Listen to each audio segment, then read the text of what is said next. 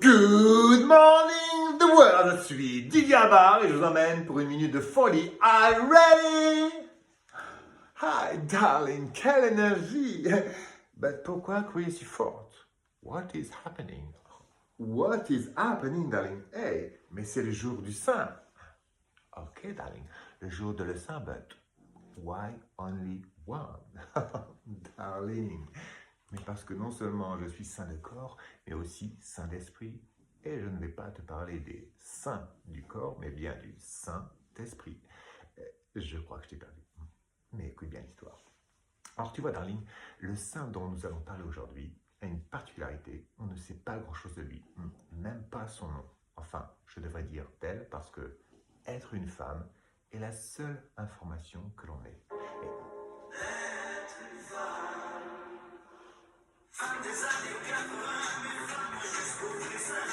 Non, darling, non, c'est pas du tout, mais pas du tout le genre de la maison, non. Parce que cette sainte d'aujourd'hui, elle est si belle, si pure et surtout si chaste. Tant et si bien qu'on a été chercher son nom dans le dictionnaire grec.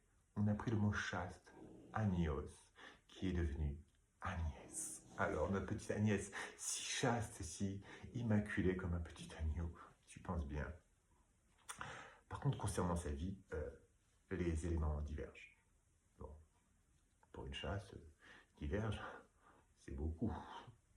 D'autant qu'à cette époque, l'histoire est racontée par transmission orale. Bah oui, la transmission orale fait l'action, tout le monde sait ça. Mais dis-moi, une histoire qui diverge par transmission orale, pardon, mais pour moi, c'est quand même un joyeux petit bordel.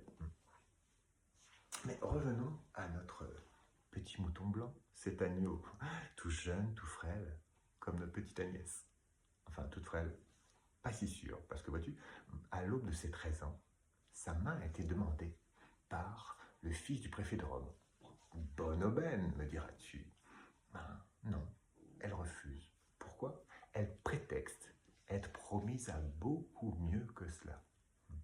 À qui? Je te donne un mille. Un certain JC.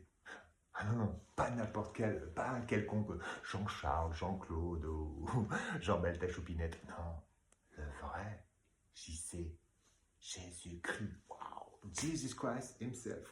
Oh mon Dieu. Enfin, oh, beau papa. Du coup. Non. Enfin, tu te doutes bien que ce genre de confidence, ça ne va pas lui amener que des amis. Elle devra même aller se réfugier chez les religieuses. On est en plein Sister Act.